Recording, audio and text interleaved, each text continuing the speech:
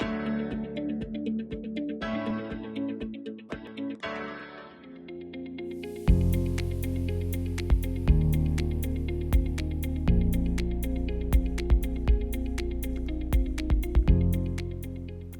Students, आपने देखा कि मैंने क्या किया? जी हाँ, मैंने मैटर की तीनों स्टेट्स को लिया। ये है सॉलिड, ये है लिक्विड और इसके अंदर बुलबुले हैं gas. So are you all ready to know about these solid, liquid and gas? Okay, let's start.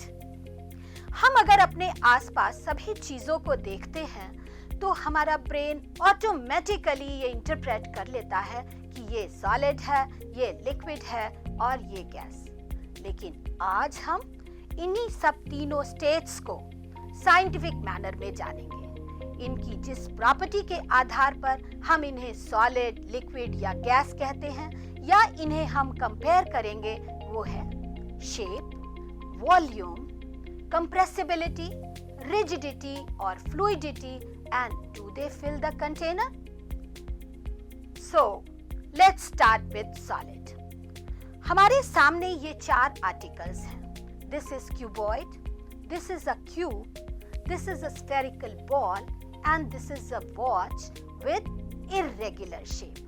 अगर मैं आपसे पूछूं कि क्या इनकी शेप फिक्स्ड है, तो आप कहेंगे जी हाँ, इन सभी आर्टिकल्स की शेप तो फिक्स्ड है। सो यहाँ से हम कंक्लूड करते हैं कि solids they have fixed shape. Now let's talk about the volume.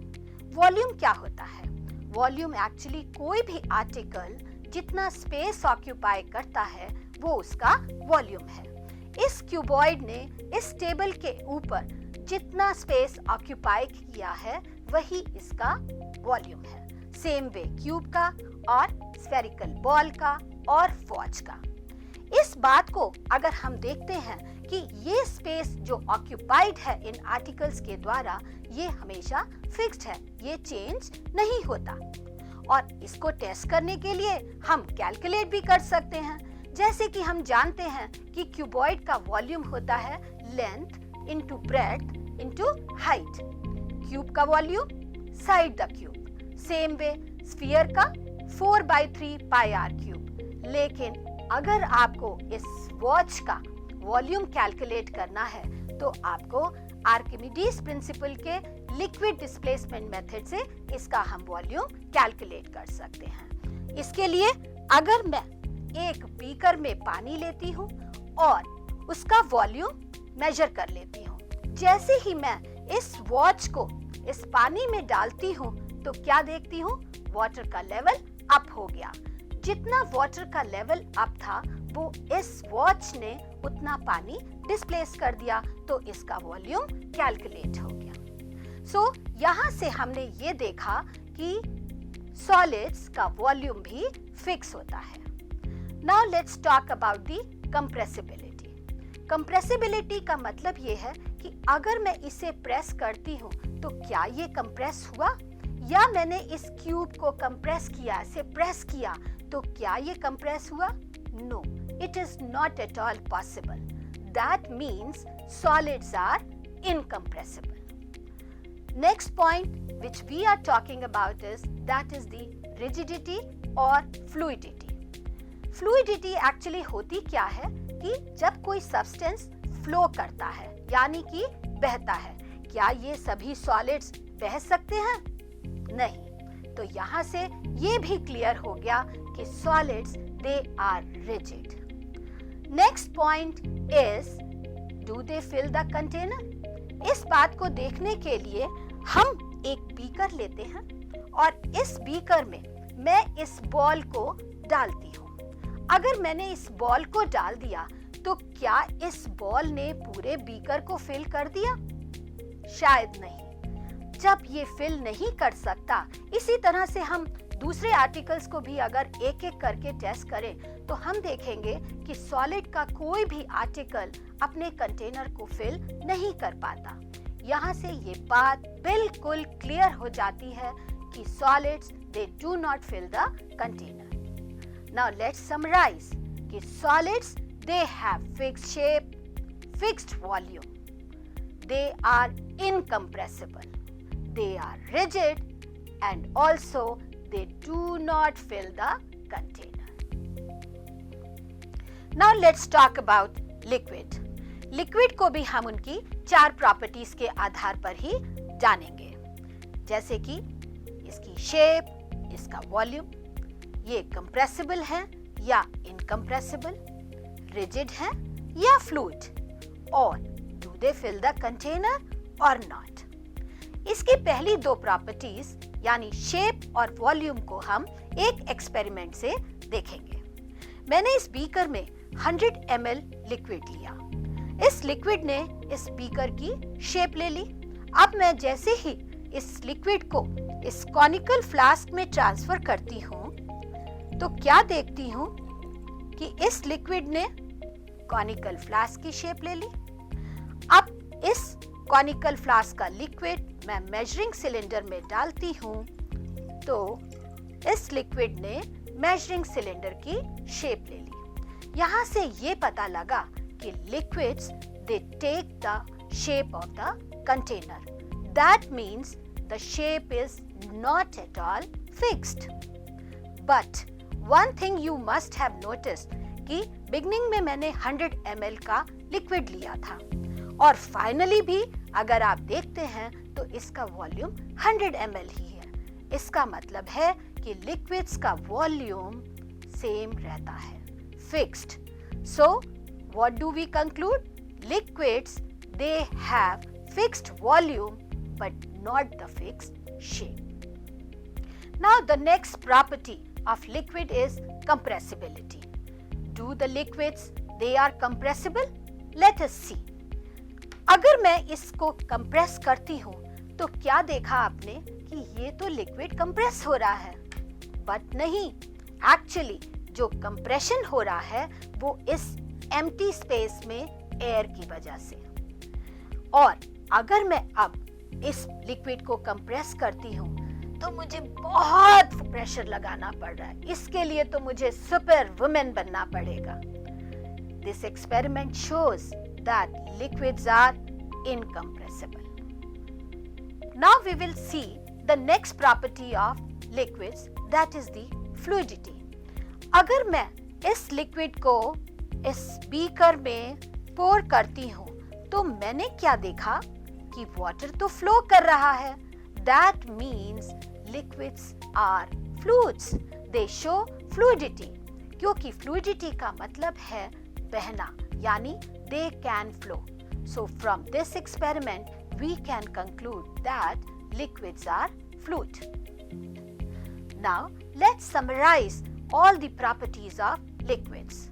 Liquids, they have fixed volume but not the fixed shape. Liquids are incompressible. Liquids are fluid and they also do not fill the container in which they are kept, just like solids. Now let's move to the next state of matter, that is gas. Now let's talk about the properties of gases. Do gases have fixed shape and volume? No, they do not have. How come? Let us see. ये gas jar है। इस jar के अंदर air है and air is the mixture of gases.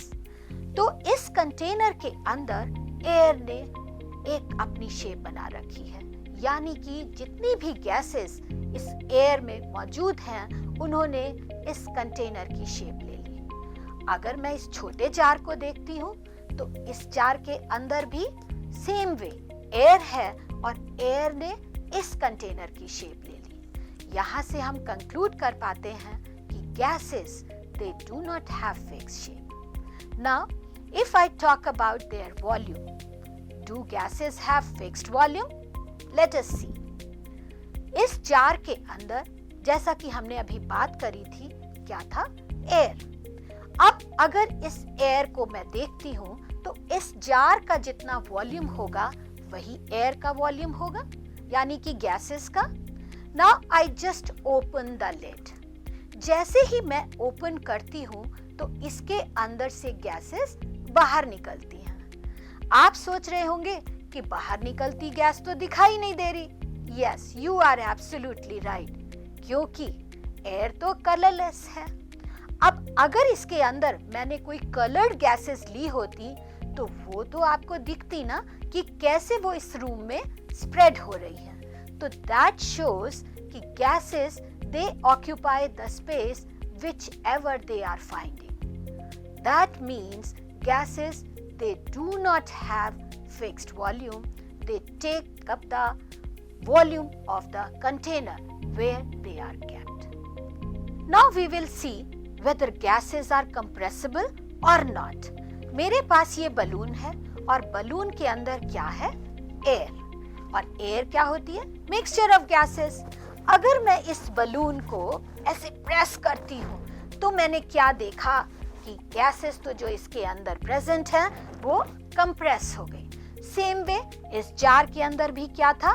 Air थी, और इसे भी मैंने अगर प्रेस किया तो देखा कि इसके अंदर की एयर भी कंप्रेस हो गई। दिस शोज दैट एयर और the gases they are compressible. Now if I ask you whether gases they can flow or not, तो आप कहेंगे कि गैसेस फ्लो शायद करती हैं।